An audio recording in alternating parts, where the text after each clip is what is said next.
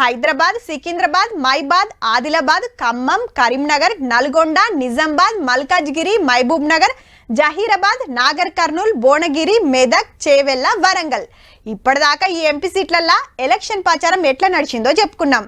ఇక ఇప్పుడు పెద్దపల్లికి వదాం.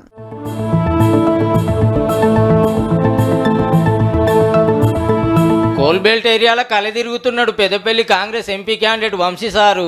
ఇవాళ శ్రీరాంపూర్లో ఎర్రన్నలతో కలిసి గేట్ మీటింగ్లు పెట్టి హామీలు ఇచ్చుడు, ఒక్కొక్కరు దానికి పోయి తిప్పాలు తెలుసుకున్నాడు, అవతలి పార్టీలను అరుచుకున్నాడు నడిచింది. భూ తల్లిని అమ్ముకున్నారు, ఇసుకను అమ్ముకున్నారు, భూ కబ్జాలు చేసుకున్నారు, దళిత బంధు అని చెప్పి వాళ్ళే తీసుకున్నారు. ఇక చెన్నూరులో ఎమ్మెల్యే వివేక్ సార్ రువ్వడి పెంచిండు ప్రచారంలో. పబ్లిక్ ను కలుస్తుండు, కార్నర్ మీటింగ్లు పెడుతుండు, కరువు పనుల కాడికి పోయి మందలిస్తున్నాడు. కొన్ని సొంత ఇల్లు కట్టుకోనికి 5 లక్షల రూపాయలు మీ అందరికీ కూడా వస్తుంది.